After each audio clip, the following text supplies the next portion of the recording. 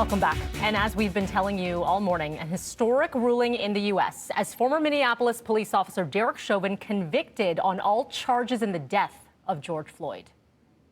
A lot of days that I prayed and I hoped and I was speaking everything into existence. I said, I have faith that he will be convicted.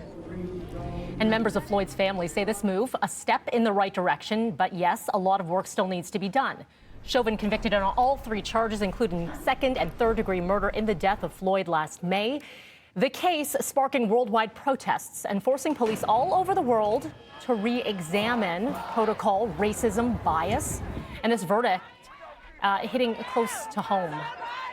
We are going to join right now Darryl, who is in Minneapolis for us this morning. Darryl, we saw when the verdict was announced what their reaction was like. Some call it celebration. Some say this is just what had to be done. Good morning to you, and can you tell us what the mood is like today?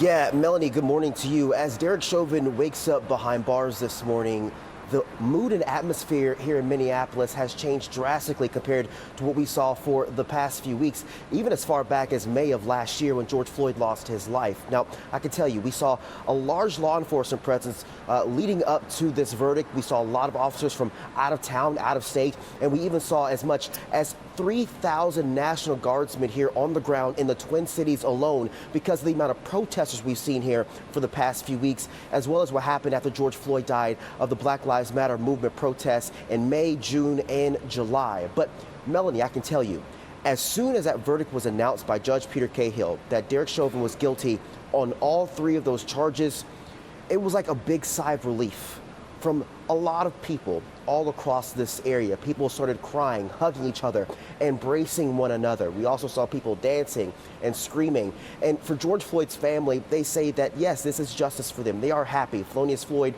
was inside of the courtroom when that verdict was announced, and he was shaking. He was praying that the verdict would be in his family's favor, but he says there's still more work to be done when it comes to justice for unarmed Black people who die at the hands of police. Melanie, just 10 miles away from where I'm standing is Brooklyn Center. That's where Daunte Wright lost his life, and his funeral is set for tomorrow. And Thelonious Floyd says that he's going to continue to fight for people like Daunte Wright, like Breonna Taylor, like those who've lost their lives at the hands of police. So he's hoping that not only is this a victory, yes, for his family and for George Floyd and justice, but hopefully this is a start of something else, a bigger movement moving forward. That is the hope, Darryl. And sadly, what we're seeing in the headlines yet again, 16-year-old Micaiah Bryant in Ohio, shot and killed by police. And so for many waking up this morning saying, okay, this was, yes, definitely a step forward, but are we taking steps backward? And will people be held accountable, regardless if they are, or definitely if they are police in this scenario, will they be held accountable? Well, it's going to be interesting to see what happens in Ohio, but Melanie, this is the example that the family George Floyd talked about, especially when they were on the phone with Vice President Kamala Harris and President Joe Biden on the phone. One of the biggest things that Benjamin Crump said was he really hopes that Congress can pass the George Floyd Justice in Policing Act. That act is really big when it comes to police reform. That means getting rid of no-knock warrants and also banning chokeholds and other things when it comes to reforming how policing is done in the United States. Now, as you can imagine, we've gone through a lot of issues with bipartisanship, a lot of gridlock in Washington, and the big question is, will that pass at some point when it comes to reforming how police do their job? And so we're going to see this fight continue all across this country as to what needs to be done. Again, what's happened in Brooklyn Center, what happened in Ohio, what's happening all across this country is what Black Americans fear the most, is when their child is in the car driving. When they get pulled over by an officer, will they come back home alive? That's a fear for many African Americans all across this country, and they're hoping that something eventually will get done about it. Darryl, very quickly for you before you go, what are the next steps when it comes to sentencing?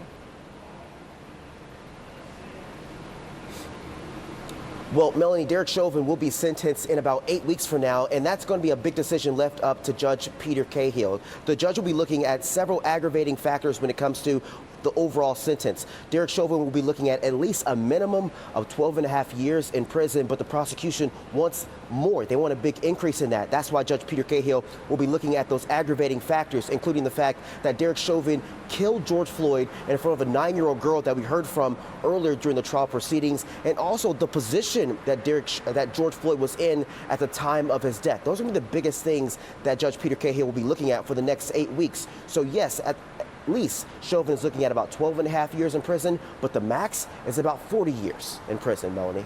All right, Darryl Ford just reporting live in Minneapolis. Thank you for your time. We'll talk to you again in about 2 hours.